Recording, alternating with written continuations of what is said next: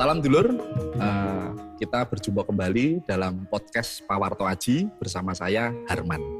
Salam sugeng rawuh Pak Prayit datang studio Pawarto Aji. Salam Mas Harman, matur suwun sampun diundang datang Pawarto Aji. Kan? Pripun kabaripun Pak? Mugia tansah sehat seger waras. Alhamdulillah Mas Harman.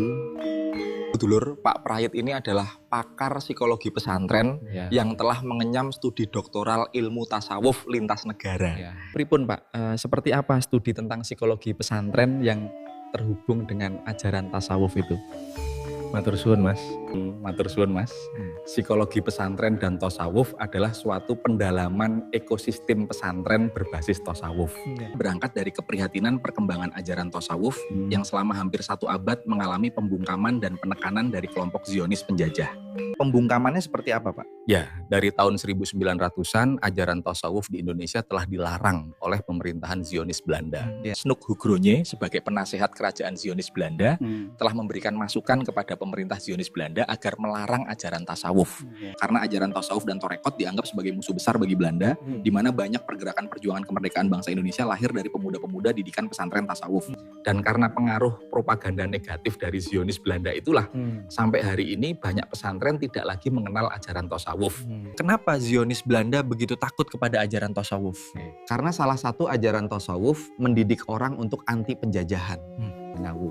Dan perlu diketahui bahwa bangsa Indonesia ini didirikan oleh mayoritas ulama tasawuf seperti Mbah Hasyim Asy'ari, dan beliau adalah ulama tasawuf dan torekot sekaligus ulama negarawan yang juga menjadi pendiri NKRI ini. Nah, hal seperti ini sangat jarang sampai ke publik informasinya. Betul, karena mayoritas orang sekarang sudah gak ngerti apa itu ajaran tasawuf dan torekot. Apakah sekarang masih ada pesantren yang mengajarkan tasawuf? Masih ada, namun jumlahnya sangat teramat sedikit. Pak Prayit, akhir-akhir ini beberapa pesantren NU mengalami peristiwa yang menghebohkan. Dari Al-Khazini Sidoarjo hingga Lirboyo. Propun Pak? Betul, sepertinya memang ada serangan gelap kepada pesantren-pesantren NU, nuansanya memang politis. Saya baru ngerti Pak, ada Zionis lokal. Itu sudah lama Mas, termasuk warisan Zionis Belanda yang masih ada hingga sekarang. Pak Prayit, monggo disambi. Nggih Mas, matur suwun.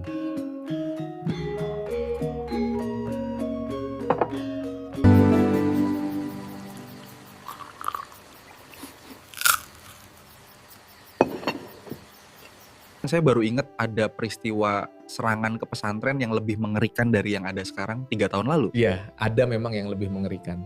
Kalau nggak salah pesantrennya bernama Sidikiyah di Jombang. Sidikiyah itu nama torekotnya Mas. Jadi nama pesantrennya apa Pak? Umumnya ya pesantren Sidikiyah. Nah, itu salah satu pesantren tertua di Jombang Mas. Mulai dibangun pesantren dari tahun 1830. Masya Allah, sudah lama sekali. Ya, betul Mas. Dan itu pesantren sangat bersejarah. Sejarahnya seperti apa Pak? Sang proklamator kecil dulu dan orang tuanya sempat ngaji di sana. Masya Allah, ini merupakan sejarah yang baru terungkap. Betul Mas, karena memang sengaja ditutup-tutupi sama Zionis lokal. Sekarang saya baru paham Pak, kenapa pesantren Sidikiyah dulu diserang membabi buta. Iya Mas, karena di sana mengajarkan cinta tanah air dan itu sangat dibenci sama Zionis lokal. Lucunya, saat pesantren Sidikiyah diserang, mayoritas pesantren NU ikut mendukung penyerangan terhadap Sidikiyah. Astagfirullah. Ironis dan ambigu memang, saat sekarang pesantren NU diserang, banyak yang membela, istilahnya ada standar ganda. Dan PBNU secara jelas mendeklarasikan hubungan dengan Zionis Israel. Bagi pendapat banyak orang yang paham, Sidikiyah sudah ditarget Zionis lewat tangan Zionis lokal. Ini benar-benar di luar nalar Pak. Betul Mas. Dan lucunya pesantren NU yang sekarang diserang, dulu ikut menyerang pesantren Sidikiyah juga. Lebih kecil lagi, Sidikiyah dituduh teroris dan radikal. Padahal di sana mengajarkan cinta tanah air yang mendalam.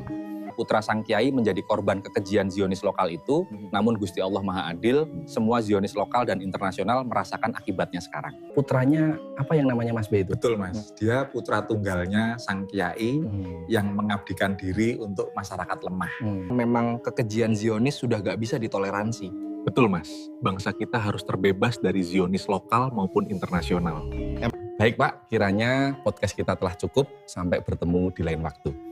Matur suwun Mas, sampun diundang di podcast Pawarto Aji. Bolo, demikian podcast kita kali ini semoga membawa pemahaman tentang apa di balik penyerangan terhadap pesantren. Sampai berjumpa lagi di lain waktu. Salam.